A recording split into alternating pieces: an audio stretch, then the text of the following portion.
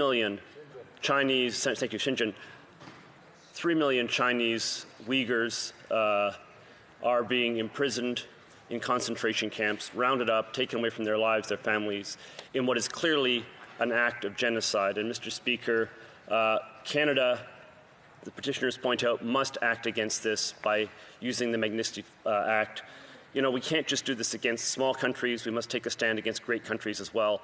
Being a great power is no excuse to get away with something as horrible as what is going on in Xinjiang, in East Turkestan right now. Thank you, Mr. Speaker. Presenting petitions. Présentation de pétitions. Questions on the order paper. The Honourable Parliamentary Secretary to the Government House Leader. Thank you, Mr. Speaker. I would ask that all questions be allowed to stand at this time, please. Agreed. Agreed. The Honourable Member request for emergency debates. The Honourable Member for Sherwood Park, Fort Saskatchewan. Well, thank you, Mr. Speaker. Prior to the shutdown of Parliament, the Subcommittee on International Human Rights conducted 2 days of hearings into the human rights situation of Uyghur Muslims in China. Your predecessor has granted emergency debates in the past in response to similar acts of unfolding mass violence, especially when those acts of violence may cross the threshold into genocide. 3 years ago, we had an emergency debate in this place on the Rohingya genocide, which eventually led to an official declaration by this Parliament that those events constituted genocide according to the legal definition. The unfolding crisis invites you to follow that precedent and help us move forward because the lives and security of an entire people are at stake. The situation facing Uyghurs is similar to that facing the Rohingya, although it is in certain respects even more terrifying. We see a clear and intentional effort by a permanent member of the UN Security Council to eradicate a people and a culture from the face of the earth, using the most sophisticated technology on offer, and in the meantime enslaving those same people and selling us the products of their labor. Experts at the subcommittee called this the largest mass detention of a minority community since the Holocaust. The world has seen the evidence, the photos of people loaded onto trains, and the scars of the victims. The subcommittee heard from victims, women who bore witness to the systematic sexual violence, forced abortion, forced sterilization, and forced insertion of IUDs as part of an orchestrated strategy to prevent the continuing existence of the Uyghur people. And this is happening as we speak. New reports today in the New York Times show the intentional destruction of mosques and many other important religious sites. And for the moment, I'll leave the final word to the great former parliamentarian, former Justice Minister Irwin Cotler, who told the subcommittee, quote, "When I was Minister of Justice back in 2005, the UN General Assembly unanimously adopted the responsibility to protect doctrine.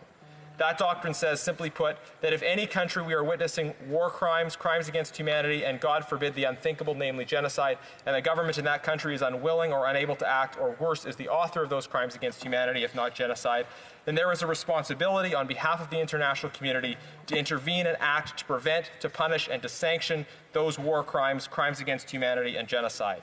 What we have here with respect to the Uyghurs is a classic case study of such war crimes, crimes against humanity, and as I and others have mentioned, acts that are constitutive of genocide. That warrants our involvement under the responsibility to protect doctrine, to initiate, undertake, and implement the panoply of remedies that were heretofore recommended before your committee, some of which I recommended in my testimony, this being part of the responsibility to protect doctrine." End of quote. Thank you, Mr. Speaker.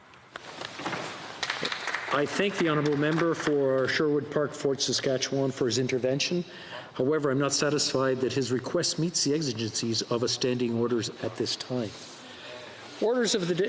Orders of the day. Orders of the day. Ordre émanant du gouvernement. Reprise du débat sur la motion numéro. Resuming debate on motion number 1 regarding a bill entitled An Act Relating to Certain Measures in Response to COVID-19. Against Milkme Nicola has 5 minutes of questions remaining. Questions and comments. The Honourable Member for Winnipeg North. Yes, thank you, Mr. Speaker.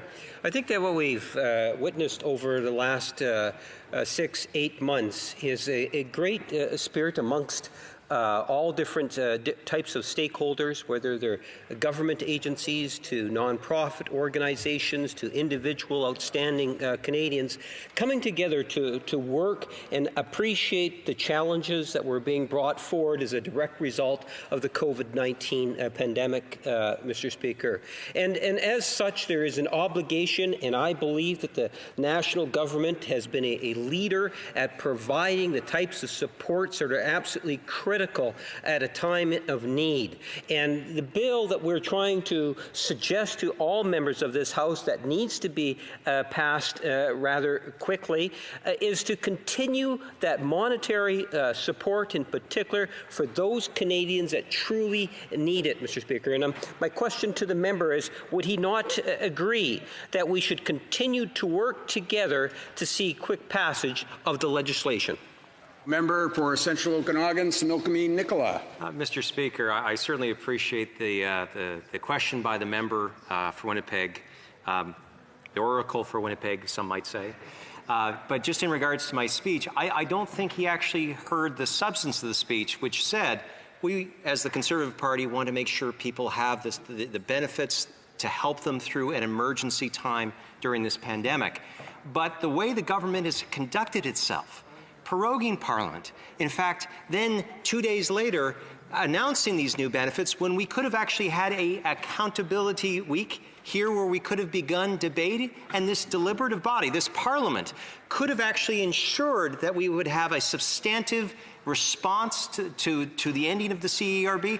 That did not happen, and it happened because the Liberals want to play a game where if we don't pass it, they'll say that it's us as the opposition that are holding that we don't want to support Canadians, which is wrong. That's a wrong way to run this Parliament. Questions and comments. The honourable member for South Okanagan, West Kootenay. Thank you, Mr. Speaker, and I'd like to thank the member for Central Okanagan, Similkameen Nicola, for his speech. He's my neighbour. In fact, he used to be my MP before they redrew the boundaries in 2015. And as I say, I listened carefully to his speech.